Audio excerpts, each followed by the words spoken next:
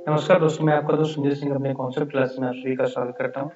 आज के इस लेक्चर में जो हम लोग समझने वाले हैं गुड्स एंड सर्विस टैक्सेस के बारे में। बेसिकली हम इसको शॉर्ट टर्म में अगर बोले तो जीएसटी बोलते हैं। दूसरी बात ये है कि ये जो चैप्टर है ये क्लास 10th आईसीएसई बोर्ड के अंतर्गत आता है। बहुत सारे बच्चे ऐसे होते हैं जिनको बहुत बड़ा फियर होता है कि ये जीएसटी क्या है, वैल्यू एडेड टैक्स क्या है, सेल टैक्स क्या है, और भी बहुत सारे टैक्स होते हैं जिनको जो लिए जाते हैं कंज्यूमर से या रिटेलर से या डीलर से। तो ये सारे टैक्स किस तरीके से काम करते हैं इस चैप्टर में हम लोग समझेंगे। बेसिकली क्लास में आगे बढ़ने से पहले मैं चाहता हूं कि आप जितना हो सके अपना चैनल को सब्सक्राइब करें, शेयर करें, और अपने फ्रेंड्स से मैं ये चैनल शेयर करने के लिए इसलिए बोल रहा हूँ क्योंकि यहाँ से बेस्ट मटेरियल मुझे नहीं लगता आपको कहीं मिलेगा। हम इसमें जो बुक लेकर चल रहे हैं एमएल अग्रवाल, जो कि एक ऑथेंटिक बुक है, नंबर ऑफ क्वेश्चंस जितने से हो सकते हैं ज्यादा से ज्यादा वो इसमें कवर अप करती है। तो इसलिए मैं इस बुक को लेकर चल रहा हूँ। अब सीधा बात करेंगे कि क्या है जीएसटी। उससे पहले आप देख सकते हैं आप इसके द्वारा पढ़ाए जा रहे हैं।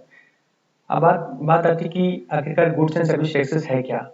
तो इसमें अगर देखा जाए कोई भी गवर्नमेंट है, चाहे वो स्टेट गवर्नमेंट हो चाहे वो सेंट्रल गवर्नमेंट हो, वो क्या करती है अपनी जितने भी एडमिनिस्ट्रेटिव एक्सपेंसेस हैं उन सभी को पूरा करने के लिए, या जितने भी एग्जीक्यूटिव वेलफेयर स्कीम्स हैं, डेवलपमेंट स्कीम्स हैं, इन सभी को पूरा करने के लिए, या मीट एंड एक्सपेंसेस सैलरीज जो एम्प्लॉय उनके अंतर्गत काम कर रहे हैं उन सभी को पूरा करने के लिए बेसिकली डिफरेंट डिफरेंट टाइप्स के टैक्स लगाते हैं। अब पहले क्या था, वैल्यू एडेड टैक्स लिया जा रहा है, हर स्टेट पे अलग अलग टैक्स, अलग अलग टाइप का टैक्स लिया जा रहा था। तो जब 2017 में आई थिंक 1 जुलाई को ये जो जीएसटी आता है हमारे इंडिया में, और बेसिकली ये एक एक प्रकार का ऐसा टैक्स है जो सारी टैक्स को खत्म करता है जब किसी पर ये लगता है।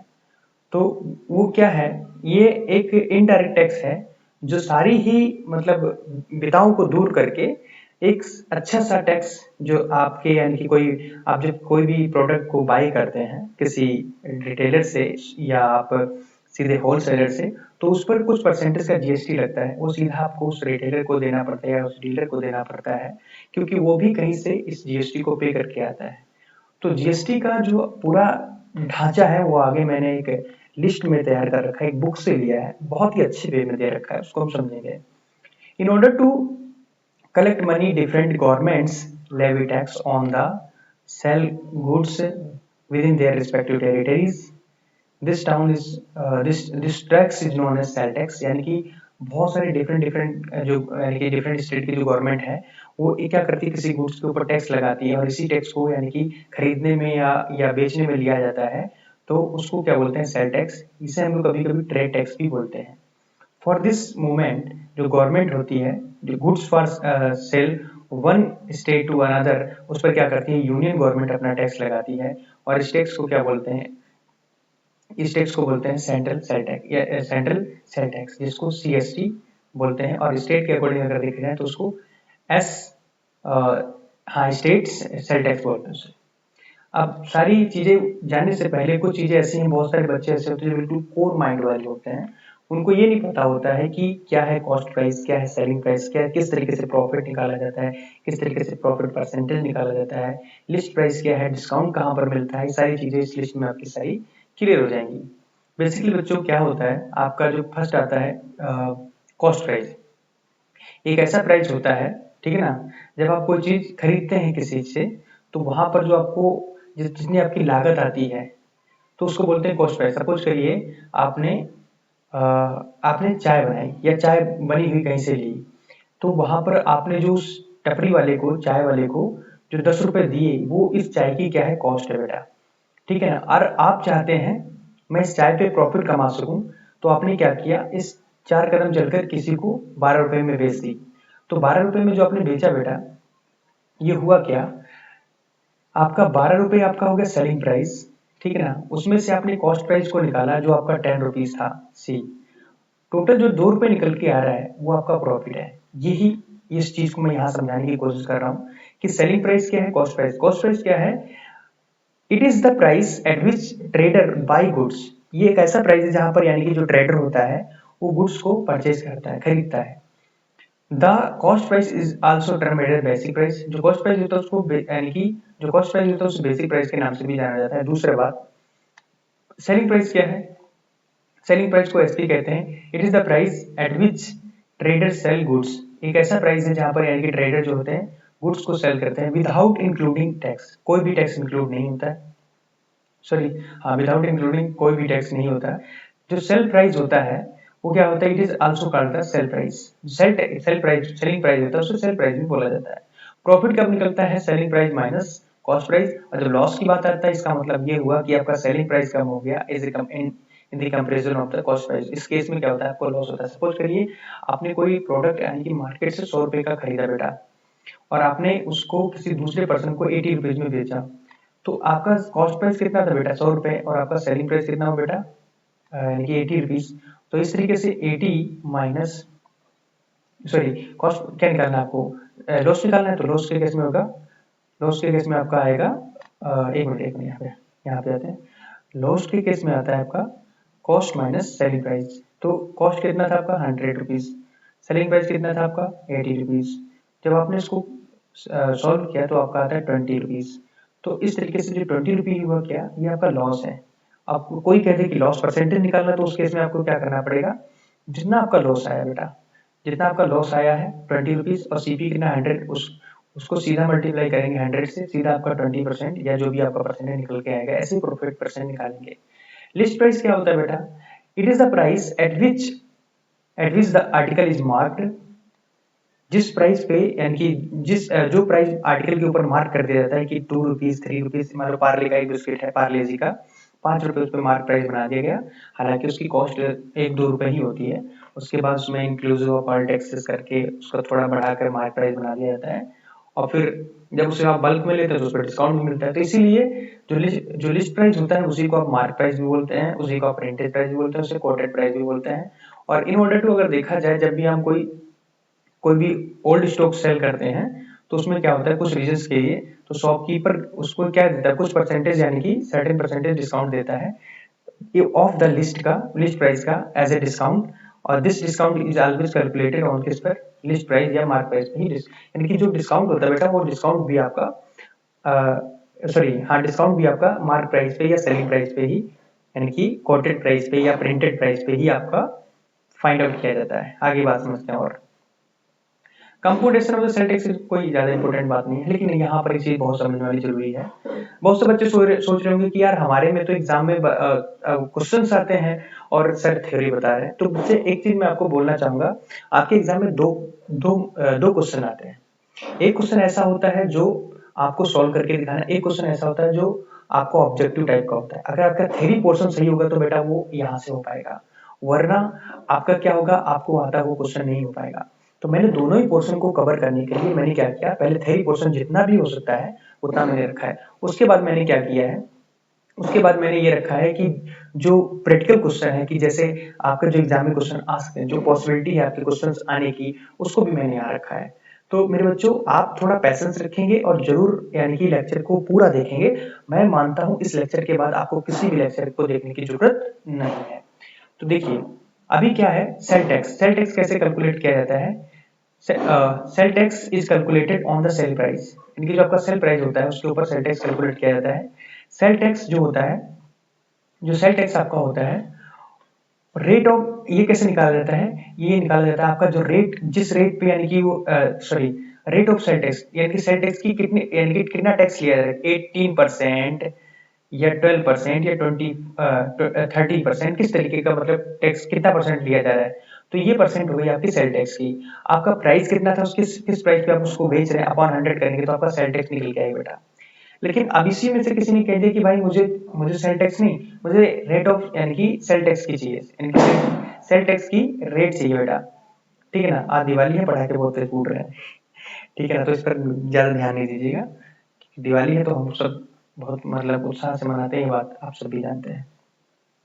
तो रेट ऑफ सेल टैक्स, जब रेट ऑफ सेल टैक्स की बात करेंगे तो यहाँ से आप देखिए यही है ना बेटा, रेट ऑफ सेल टैक्स, इसको यहाँ रखेंगे तो 100 आकर सेल टैक्स में मल्टीप्लाई करेगा और सेल प्राइस होगा नीचे यानी कि डिनोमिनेटर में आएगा। तो sale tax upon sale price into 100 आपका सेल यानी कि आपका रेट ऑफ सेल टैक्स निकलाएगा। अब किसी ने कहा कि भाई साहब आपको अगर मतलब रेट दे दिया जाए और फाइंड करके दिखाइए उसका सेल प्राइस क्या है, तो आप क्या करेंगे, जो आपका सेल प्राइस है उसको मल्टीप्लाई कराएंगे, जो सेल टैक्स है उसमें 100 को ऐड करके अपॉन 100 से डिवाइड करके, इस तरीके से। ठीक है, समझ रहे हैं? आगे बढ़ते हैं। वैल्यू एडेड टैक्स बेटा बहुत इंपॉर्टेंट टैक्स है, और ये हमें पढ़ना भी बहुत जरूरी है, इस पर क्वेश्चंस भी आते हैं बेटे। क्या है यहाँ पर ध्यान देना, क्या कह रहा है, वैल्यू एडेड टैक्स को हम वैट के नाम से भी जानते हैं, ठीक है ना। एक नया मेथड है रियलाइज करने का, क्या, टैक्स को ऑन सेल या परचेज। जब कोई भी चीज हम सेल करते हैं या परचेज करते हैं, या कोई भी गुड्स का सेल करें या परचेज करें, तो उस पर ही टैक्स लगता ही लगता है, ठीक है ना। In the earlier form of the sale tax, tax is used to be realized at a single point only. The manufacturer or the wholesaler retailer is liable to pay sale tax. पहले time पर क्या होता था, जितने भी manufacturer हैं चाहे wholesaler हैं, उनको सेल टैक्स देना पड़ता है, चाहे वो गुड्स को सेल करें चाहे वो परचेज करें। फिर उसके बाद में क्या करें, किसको देना पड़ता था, गवर्नमेंट को देना पड़ता है बेटा।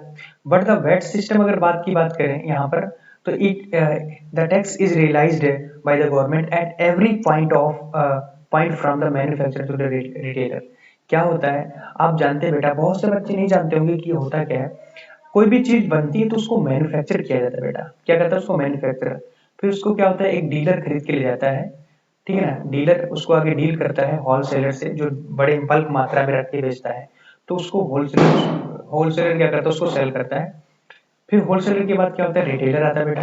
रिटेलर के बाद सीधा कंज्यूमर। कंज्यूमर में हम लोग सब लोग सभी लोग आ जाते हैं, सभी लोग आए तो उसको क्या करते हैं, अब क्या गवर्नमेंट क्या कर रही है, यहाँ पर भी टैक्स लगाएगी, फिर उसके बाद यहाँ टैक्स लगाएगी, जब इसको सेल करेगा यहाँ टैक्स लगाएगी, यहाँ टैक्स लगाएगी। अब इसको लेने का जो तरीका है ना बेटा, वो थोड़ा समझने वाला बहुत जरूरी है। वो आप यहाँ पर एक एग्जाम्पल से समझ पाएंगे कैसे। जैसे यहाँ पर ये है कि unlike the sale tax, VAT is also collected by the state government. जैसे सेल टैक्स है जो स्टेट गवर्नमेंट के द्वारा कलेक्ट किया जाता है, अच्छी बात है, लेकिन आज की डेट में देखा जाए तो सेल टैक्स जो है वो स्टेट गवर्नमेंट के द्वारा भी कलेक्ट किया जाता है। It is not in addition to existing cell tax, but is the replacement of the cell tax।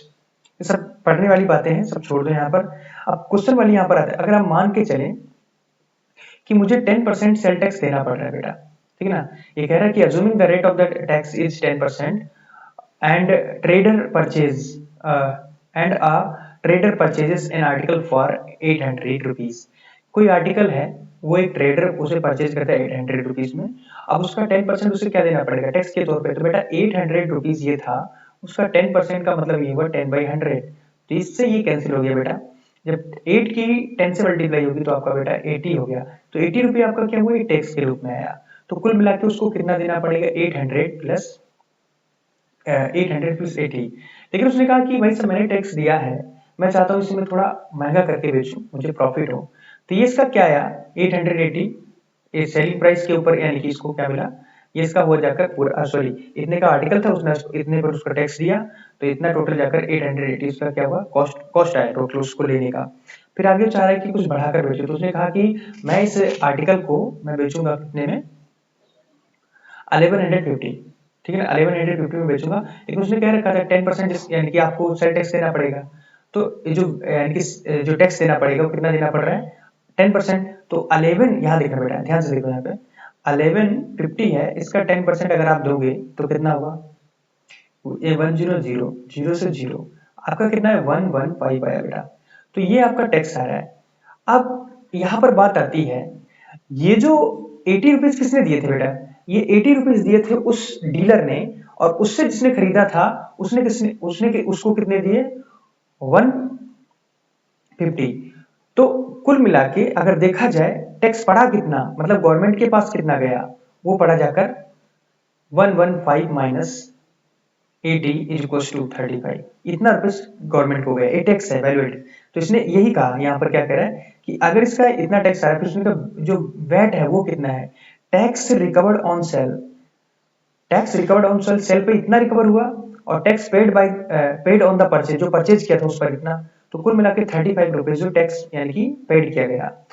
फिर यही यहाँ पर ये समझाने की कोशिश कर रहा है कि the difference of the tax recovered on the sale value and paid on the purchase value is deposit with the government. ये जो डिफरेंस है यहाँ पर क्या नहीं रहा, देखो कि the difference of the recovered on the sale value and paid purchase value is deposited with the government as a VAT. VAT के रूप में उसे रिपोर्ट, यानी कि जो 35 रुपए आया ये गवर्नमेंट को जाएगा। ये नहीं कि वो भी टैक्स दे रहा है, अगला वाला भी टैक्स दे रहा है, सभी गवर्नमेंट को, ऐसा नहीं होता है। मैं सपोज करो मैंने क्या किया, एक दूध का पाउच 100 रुपए का खरीदा बेटा, ध्यान से देखना मेरी बात को। मैंने दूध का पाउच 100 रुपए का खरीदा और यहाँ पर मैं लिख रहा हूँ, चलो लिख नहीं, ऐसे समझो यार, प्राइस कम है तो ऐसे समझो। मैंने क्या किया, एक दूध का पाउच 1 लीटर का 100 रुपए का लिया भाई, ऐसा नहीं है लेकिन मानते हैं, ठीक है। 100 रुपए का एक पाउच लिया, मैंने 10% कितना गवर्नमेंट को दिया, 10% मतलब उसका कितना हुआ, 10 रुपए, 10 रुपए हुआ। मैंने उसको जस्ट अगले दिन नहीं कुछ ही घंटों में, मतलब मैंने उसको क्या किया, 150 रुपए का किसी को बेच दिया। उसने अपना 10% मेरे को दिया, 10% मेरे को कितना देगा, 15 रुपीज। तो 15 रुपीज उसने मुझे दिया, मेरा कितना मैंने दिया था गवर्नमेंट को, 10%। तो 15 माइनस 10 अगर किया जाए तो 5%, यानी कि 5 रुपए जो गया वो गवर्नमेंट को गया, ना कि पूरा 10 और इधर 15 25 नहीं जाएगा, 5 जाएगा। ये क्या हो रहा है, परचेज पे भी लिया गया और सेल पे भी लिया गया, तो दोनों का जो डिफरेंस आया वही गवर्नमेंट को जाएगा। इसीलिए इसने कहा कि जब उसको 15 यानी कि कोई जब उसने प्रोडक्ट खरीदा था 800 का रुपए का और बाद में उसे सेल किया कितने का, 1150 का, उसका जो डिफरेंस आया टैक्स का वो 35 रुपए, यही गवर्नमेंट को गया, यही टैक्स है, वैल्यू एडेड टैक्स।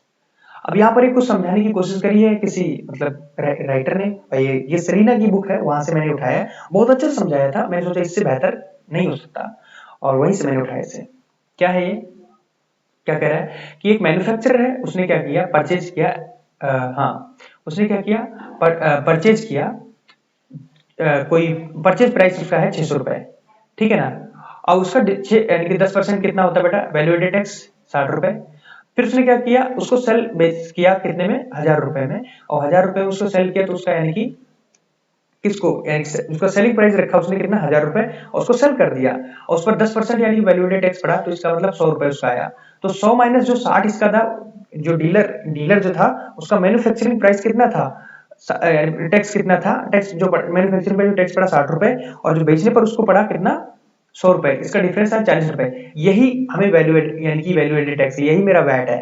सिमिलरली अगला जब मैंने उसको यानी कि उस जो मेरे से लिया होगा, बेटा देखो मेरी बात को, क्या मेरे फेस पे जाओ, स्लाइड पे भी मत जाओ, मेरे फेस पे जाओ। फेस पे कहने का मतलब यहाँ पर ये है कि मैं एक मैन्युफैक्चरर हूँ, थोड़ी देर के लिए मैंने क्या किया, मैंने कोई प्रोडक्ट बनाया और प्रोडक्ट जो बनाया उस प्रोडक्ट को मैंने 600 रुपए का बेचा, बेचने का मतलब प्राइस रखा, उस पर मैंने यानी कि बेचने के लिए फिर मैंने उस पर यानी कि 10% उस पर टैक्स लगाया, जो कि वैल्यू एडेड टैक्स है।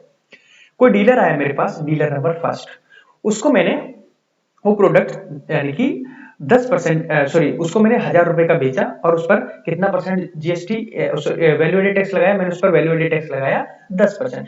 तो 1000 रुपए का 10% बेटा सीधा सीधा कितना होता है, 100 रुपए होता है। अब जो मैंने दिया था वहां पर 60 रुपए और यहाँ पर मैंने लिया कितना, 100 रुपए, तो इसका मतलब 100 माइनस 60 कितना हो गया, 40। तो 40 रुपए जो गया वो कहाँ गया, गवर्नमेंट, किसको गया, गवर्नमेंट को, यही टैक्स जाएगा।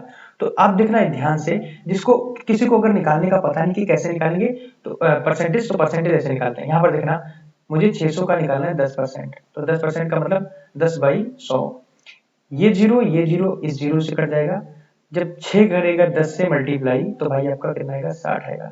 तो 60 रुपए इस तरीके 100 का निकालेंगे और ये पूरा प्रोसीजर जो है आगे बढ़ता जाएगा, लास्ट में क्या होगा, ये परचेज इसका यानी कि जो रिटेलर होगा उसे परचेज करेगा कितने में, इतने में, और इसका 10% निकालेगा 145 आएगा, और फिर उसको यानी कि सेल करेगा 600 1680 रुपए, और 1680 रुपए उसे यानी कि 1680 रुपए में जब उसे यानी कि सेल करेगा, उसका 10% जो निकालेगा कितना होगा, ये 168, और इन दोनों का डिफरेंस आएगा 23 रुपए, इन दोनों का 23 रुपए, ये 25 रुपए, ये 20 रुपए, ये और 40 रुपए, इन सभी को ऐड करेंगे, ये इस प्रोडक्ट पे डिफरेंट स्टेज पर क्या पड़ा, गवर्नमेंट को क्या दिया गया, ये एक वैल्यू एडेड टैक्स दिया गया। क्वेश्चन नंबर फर्स्ट है, समझते हैं अच्छे से क्या कह रहा है। मैं उम्मीद करता हूं जितना भी मैंने थ्योरी पोर्शन बताया शायद आप बहुत अच्छे समझ पाए होंगे, और मुझे ये उम्मीद है कि आने वाली जो लेक्चर सीरीज है उसमें आप विद इन सेकेंड में आंसर देने वाले हैं।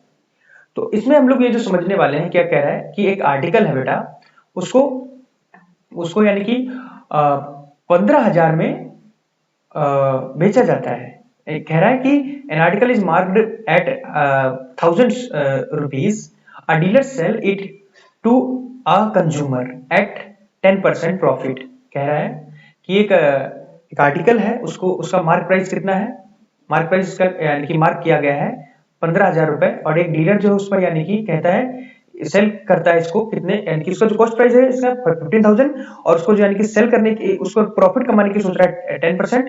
और फिर कह रहा है कि उस पर if the rate of the GST कितनी है 12, तो वो कह रहा है कि फाइंड द उस पर फाइंड करिए आप सेल प्राइस, उसका सेलिंग प्राइस कितना होगा एक्सक्लूडिंग जीएसटी, और फिर यानी कि amount of the tax under GST, और यानी कि total amount of the paid by the consumer, कितना टोटल अमाउंट पेड करेगा कंज्यूमर। तो हम ये जानते हैं, यहां देखना जो वो सेल कर रहा है कितना, जो सेलिंग प्राइस उसका कितना 15,000, और उस पर कितना प्रॉफिट कमाने की सोच रहा है वो 10%, 10% इसका कितना होगा, ये इससे कट जाएगा, कितना होगा 1500 इसका यानी कि प्रॉफिट हुआ। तो कुल मिला के कितना आया बेटा ये 1500, और ये कितना था अभी 15,000, तो मतलब 16,500 इसका यानी कि टोटल वो बैठा जाकर क्या बोलते हैं, अम, इसको बोलेंगे क्या बोलते हैं, अरे हाँ इतने में सेल किया, और यानी कितना का प्रॉफिट, यानी कि प्रॉफिट मिलाकर उसको यानी कितना टोटल उसका बैठेगा जाकर। ठीक है, अब क्या करेगा 12% इस पर जीएसटी लेने की सोच रहा है वो, 12% जीएसटी लेगा। तो 12% जीएसटी के लिए क्या करेगा वो, ध्यान से देखना, 12% जीएसटी के लिए क्या करेगा वो, एक मिनट, ये इसका हुआ जितने पर, यानी कि ये टोटल अमाउंट है, ये अमाउंट है विदाउट जीएसटी। ठीक है ना, पहले वाले में उसने कहा कि सेलिंग प्राइस जो है एक्सक्लूडिंग यानी कि टैक्स, तो अगर टैक्स को एक्सक्लूड करेंगे तो इतना आएगा, ये है पहले का आंसर। दूसरे में अगर देखा जाए, वो कह रहा है कि the amount of GST under sorry the amount of the tax under GST paid by the consumer, consumer ने जीएसटी कितना पे किया, तो इसका जो 16,500 गुणे 12/100, इसका इससे मल्टीप्लाई कराओ, और 12 की मल्टीप्लाई कराओ, 12 की मल्टीप्लाई कराओ 5 6 1 से, 12 पंजे 60, और 12 छंग 72, 72 6 72 और 6 78, और 12 एकम 12, 12 और 7 19, तो 1980 जो आता है आपका ये जीएसटी आता है।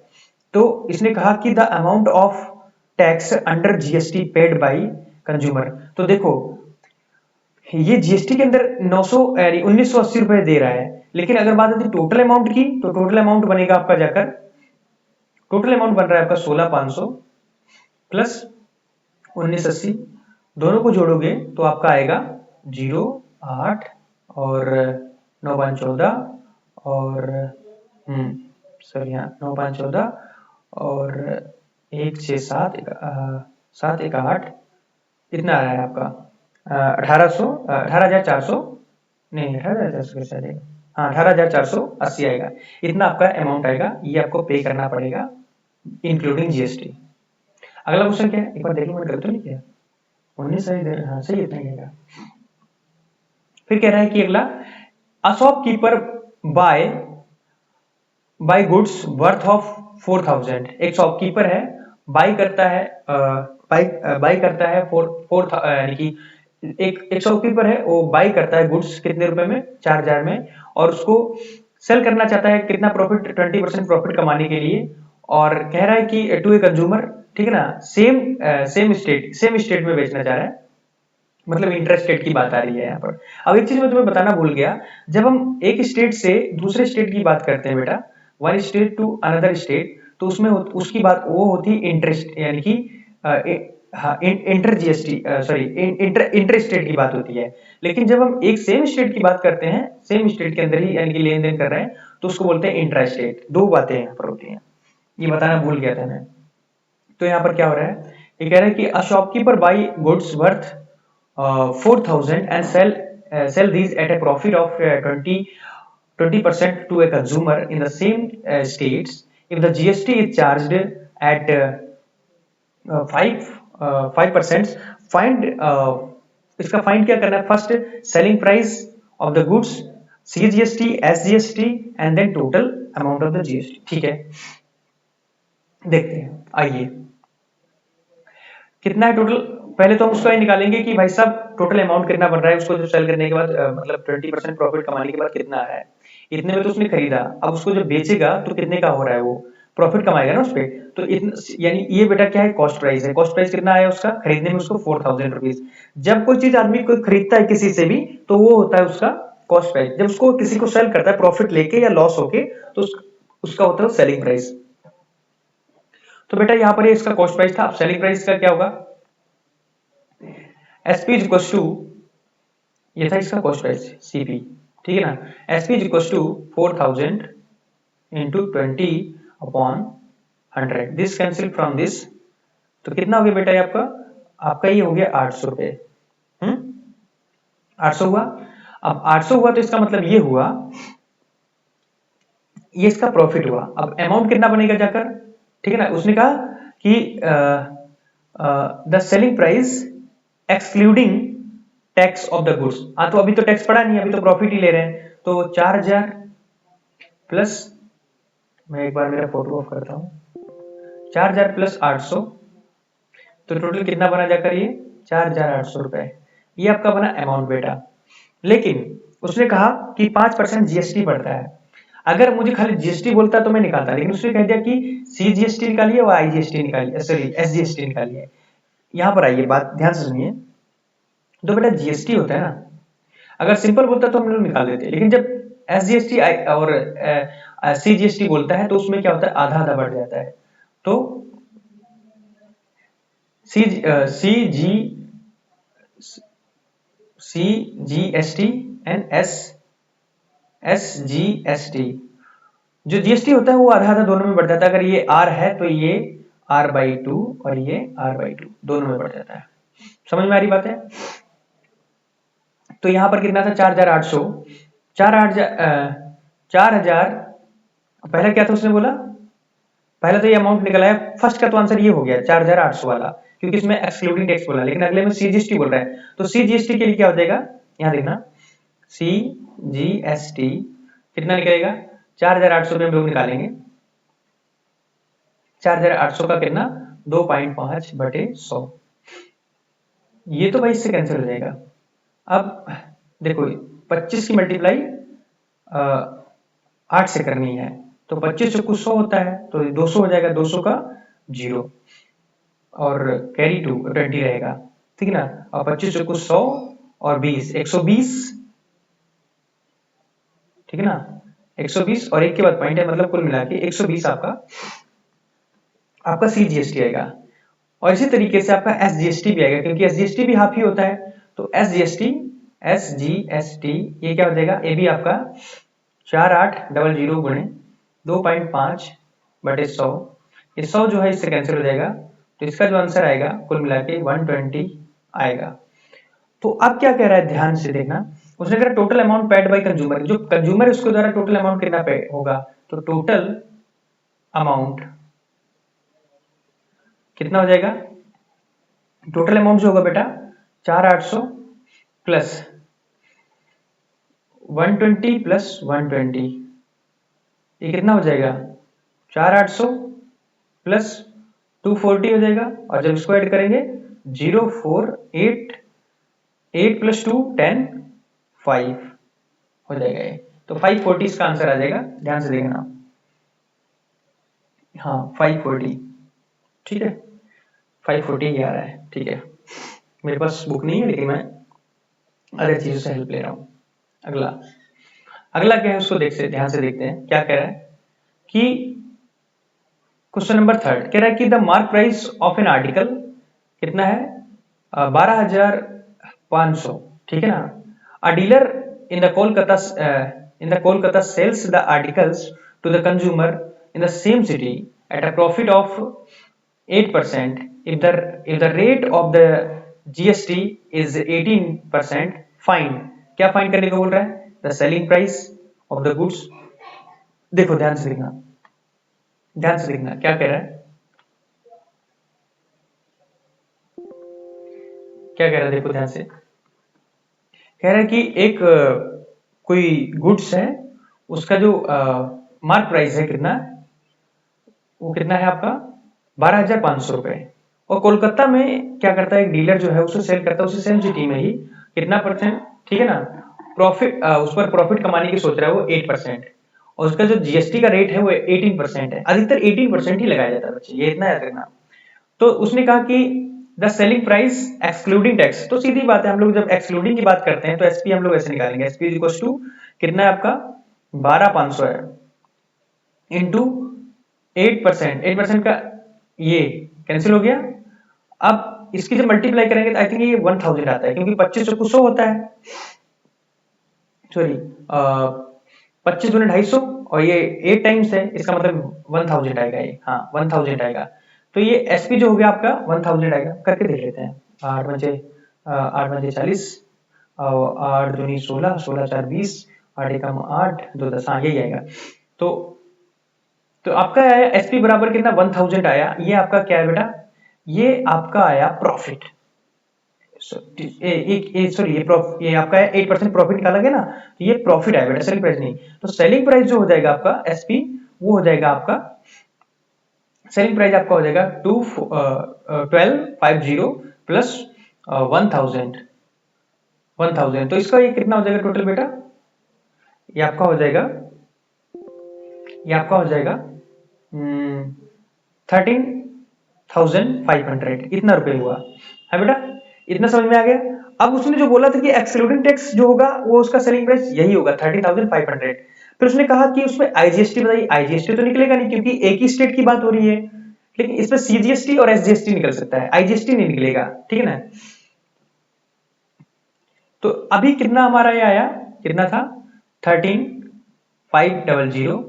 अब इसका कितना परसेंट बोल रहा था 18%, 18% का अभी मैंने बोला कि सीजीएसटी निकालेंगे तो 9%, एसजीएसटी निकालेंगे तो भी 9%, दोनों में, यानी कि जो जीएसटी था दोनों में बढ़ गया 9%, 9%, 9 प्लस 9 इज 18%। दैट्स मीन कि सीजीएसटी जो होगा वो भी हाफ होगा जीएसटी का, और एसजीएसटी होगा वो भी हाफ होगा, क्योंकि जो जो टैक्स पड़ता है आधा सेंट्रल गवर्नमेंट को चला जाता है, आधा आपका स्टेट गवर्नमेंट को चला जाता है। बात समझ आ रही है, मेरा फोटो दिख रहा है क्या। मैं ये कह रहा हूं कि मेरा कहने का मतलब ये जो जीएसटी है वो दो भागों में डिवाइड होता है, आपका सीजीएसटी में और एसजीएसटी में। सीजीएसटी में जो सेंट्रल गवर्नमेंट को जाता है, एसजीएसटी मतलब जो स्टेट गवर्नमेंट को टैक्स आता है। अब देखना ध्यान से सुनना, होता क्या है कि सपोज करो 50-50 रुपए, सॉरी 100 रुपए, दोनों 100 रुपए यानी कि टैक्स का आया दोनों को मिलाकर, तो 50 रुपए सेंट्रल गवर्नमेंट को गया और 50 रुपए आपका स्टेट गवर्नमेंट को गया।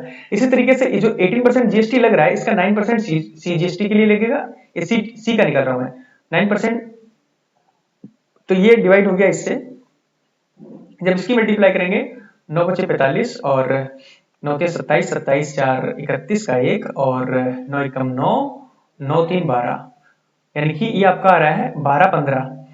और एस जीएसटी जो है ये आपका हो जाएगा 3,500 गुणे 9/100, सेम इससे भी कट जाएगा, इसको मल्टीप्लाई कराओ 9 बचे 45 और 9 3 27, 27 4 31 का 1 और 9 एकम 9, 9 3 12। तो आपका दोनों ही केस में इतना और इतना आया। अब उसने क्या बोला, क्वेश्चन में आओ, उसने कहा है कि paid by the dealer to the central and the state government. तो देखो भाई ये जो पेड किया गया है ये वाला, ये सेंट्रल गवर्नमेंट को, और ये वाला पेड किया गया किसको, स्टेट गवर्नमेंट को। अब यहां देखना the amount which is consumer page for the article, amount जो है आर्टिकल का कंज्यूमर ने कितना पे किया बेटा, तो बेटा क्या था 1250, तो वो आया था 1000, उसका प्रॉफिट आया। सीजीएसटी कितना आया 1250, 1215 और 1215 आपका यानी कि एसजीएसटी आया, तो दोनों सबको इंक्लूड करो, तो 13,500 प्लस 1215 प्लस 1215 दोनों को ऐड करो। जब ऐड करोगे तो इसको जब यानी कि इसको आपस में ऐड करोगे तो आपका होता है ये 2 पंचे 10, 2 एकम 2 1 3, सॉरी 2 पंचे 10, 2 एकम 2 1 3 और 2 3 6 और सॉरी 2 दूना 4, 2 दूना 4, 2 एकम 2, तो आपका हो रहा है 24 30, और इसमें ऐड करेंगे कितना 13,500 रुपए।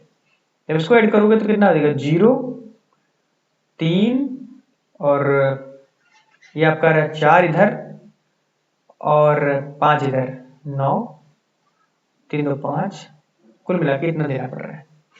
मतलब उसको जो टैक्स यानी कि टोटल जो अमाउंट देना पड़ा वो 15,930 रुपए देना पड़ा। ठीक है बेटा, इतना देना पड़ा। एक बार चेक भी कर लें कि सही लग रहा है कि नहीं। मैं जो हाँ बिल्कुल सही बेटा। अगला क्वेश्चन क्या है, उसको बहुत अच्छा क्वेश्चन है बेटा, ध्यान से देखना।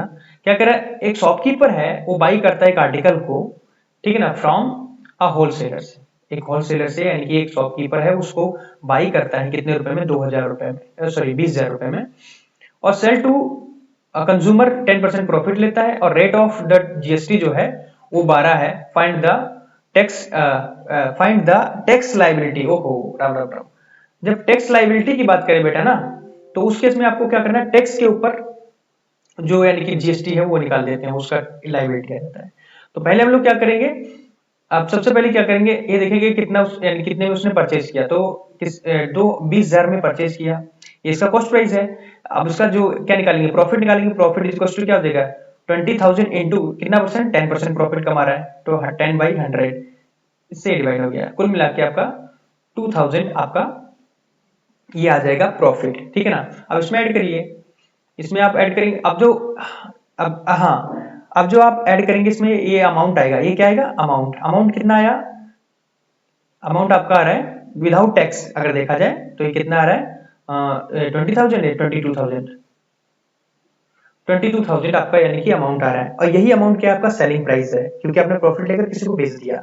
लेकिन उसने कहा कि find the tax liability of the shopkeeper. जब भी टैक्स लायबिलिटी की बात करें बेटा, जो आपका प्रॉफिट आया उस पर यानी कि आपको जीएसटी फाइंड कर देना है। मैं एक बार फोटो ऑफ करता हूँ। हाँ देखो यहाँ पर क्या है, आपका जो है 2,000, ठीक है ना, उस पर कितना निकालना है आपको, 12%। इससे इसको मल्टीप्लाई करा दिया, और मैंने क्या किया, 12 दूनी 24, 24 जीरो। तो ये आपका टैक्स लायबिलिटी 240 रुपए जो आया आपका टैक्स लायबिलिटी आ गया। यही है आपका आंसर। अगला अगला बहुत अच्छा क्वेश्चन है, उसको ध्यान से देखो। क्या कह रहा है, कह रहा है कि a dealer buys an article for 6,000 from a wholesaler. एक होलसेलर है कोई, उससे कोई डीलर है जाकर यानी कि 6,000 रुपए में खरीद के लाता है। कहता है कि लाओ भाई मुझे दो, 6,000 रुपए तो मेरे से लो, दे दिया।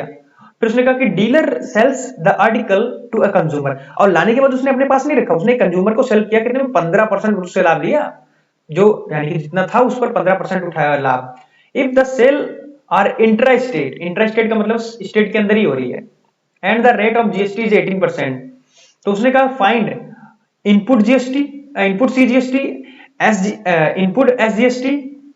जब भी ये ऐसी बात आ जाए तो हम क्या करेंगे, जो कॉस्ट प्राइस है उस पर इनपुट के लिए जब भी बात आएगी तो कॉस्ट प्राइस पे हम जीएसटी फाइंड करेंगे, क्योंकि उसने वहां पर कितना दिया, हम कितने में बेच रहे हैं ये बात नहीं है। जब आउटपुट की बात आए तो हमने सेल्फ जितने में किया उस पर जीएसटी फाइंड करेंगे। ठीक है। और नेट जीएसटी क्या होगा कि इन आउटपुट माइनस इनपुट जो आएगा वही आपका सीजीएसटी, वही आपका एसजीएसटी, और टोटल अमाउंट क्या होगा, कितना डिफरेंस आया सब में वो देखेंगे। ठीक है ना। ध्यान से देखो इधर कितने का लिया भाई, उसका कॉस्ट प्राइस है सीपी इज इक्वल टू 6,000, है ना, और कितने का बेचा है, 15 रुपीज का, 15% प्रॉफिट ले रहा है उस पर। कैंसिल कैंसिल, 15 से का 90, है ना, 900 रुपए आपका आया क्या प्रॉफिट, उस पर जो कमाया उसने 15%, 15% उस पर यानी कि प्रॉफिट कमा लिया। ठीक है। फिर उसने कहा कि ये सेल जो हो रही है इंटरेस्टेड हो रही है, ठीक है, लेकिन उसने कहा कि 18% जीएसटी लग रही है, ठीक है, लेकिन फर्स्ट कंडीशन उसने एक बात बोली, मैं फोटो ऑफ करता हूँ थोड़ा। फर्स्ट कंडीशन उसने एक बात बोली, क्या बोली बेटा, उसने कहा कि मुझे इनपुट जीएसटी बताइए, इनपुट सी जीएसटी, और 18% है तो मतलब 9% होगा सीजीएसटी और 9% होगा एसजीएसटी। इनपुट के लिए क्या होता है, जो आपका सीपी होता है बेटा उसी पर आपका 9% लगेगा। 9% कितना, 9%, तो सीपी आपका कितना है 6,000, उस पर 9% लगाएंगे तो आपका कितना आएगा, ये इससे कैंसिल, 6,000 है ना, तो ये इससे कैंसिल, तो आपका हो जाएगा 9 छक 54, 540, ये आपका सीजीएसटी आएगा, आईसीटी, ये क्या है, इनपुट यानी कि सीजीएसटी आ रहा है। इसी तरीके से आपका इनपुट एस टी, ये क्या एस जी एस टी, ठीक है ना, एस जी एस टी जो भी है लिख लो यार, ठीक है ना, SGST, वो कितना आएगा CP पे ही 9%, सेम आएगा कितना 540। लेकिन अगर बात करें कि आउटपुट पे, तो आउटपुट मतलब ये हो गया कि आपका भाई गुड्स कितने का था, कितने का, उस पर प्रॉफिट कितना कमाया 900 रुपए। ऐड करो सर इसे, जब ऐड करते हैं तो 9900 पूरा बैठता है। ये क्या हो गया आपका सेलिंग प्राइस। और सेलिंग प्राइस पे जब निकाला जाता है तो उसे बोलते हैं आउटपुट जीएसटी, इसको ओ, ठीक है ना, जीएसटी। ये कितना होगा 6900 इंटू 9/100, ये इससे कैंसिल हो जाएगा। तो 9×81 का 1, हासिल लगा 8, ठीक है ना, और 9×54, ठीक है ना, 9×54 और 54 और 8 62, 221, 621 ये, और क्या बोलते हैं, ये तो क्या हुआ आउट जीएसटी, ये आउट एसजीएसटी था ये, और आउट सीजीएसटी, ये निकलेगा 621, सेम ऐसे ही वो भी निकलेगा। तो अब क्या करना है, उसने बोला कि नेट बोल रहा है उसने, नेट सीजीएसटी कितना आया। अब देखिए सीजीएसटी आपका कितना था यहाँ पर 540 इन था, और आउट कितना है आपका सीजीएसटी 221, 621। तो अब जो नेट निकाला जाता है, तो नेट का फॉर्मूला ये कहता है बेटा, नेट इज इक्वल टू होता है ओ आउट सी जीएसटी माइनस इन सी जीएसटी। तो आपका कितना आया, आउट कितना आया 621 माइनस इन कितना आया 540, सेपरेट करो, एक से जीरो का जीरो, सॉरी एक से एक जीरो का एक, और यहां से कैरी है 12, 12 माइनस 4 इज 8, तो 81 ये आया। ऐसे ही नेट उसका भी, यानी कि एसजीएसटी का जो आएगा net S out SGST, out net out SG minus in SGST बराबर कितना हो जाएगा आपका हो जाएगा 621 माइनस 540, ये भी आपका 81 रुपए आएगा। अब क्वेश्चन क्या कहता है, क्वेश्चन ये कहता है कि total amount paid by the consumer, कितना उसके द्वारा पेड किया गया, वो यहां पर है। जब टोटल अमाउंट पेड करने की बात आ रही है, तो आप सभी को क्या करेंगे, ऐड करेंगे। जब ऐड करेंगे तो इसका मतलब ये हुआ कि उसने बेचा कितने का, बेचा भाई उसने 6900 रुपए का, जीएसटी उस पर कितनी बड़ी 621, ये सीजीएसटी और एसजीएसटी 621। आप सबको ऐड करेंगे, जो आपका आंसर आएगा उसको ही आप यहाँ पर लिख देंगे फाइनली, वही आपका फाइनली आंसर हो जाएगा। आंसर आपका 8142, ये आपका आंसर आ जाएगा। ठीक है, तो इस लेक्चर में इतना ही, आशा करता हूँ कि आपको चीजें समझ में आई होंगी, ठीक है ना, और इंफॉर्मेटिव रही होंगी। जितना हो सके उतना चैनल को शेयर कीजिए, लाइक कीजिए, और मैं इसी आपका अगर सहयोग रहा तो मैं सारी क्लासेस जो आईसीएससी की हैं सारी आपको प्रोवाइड कराऊंगा। बहुत बहुत धन्यवाद। Thank you for watching this lecture series. Have a nice day.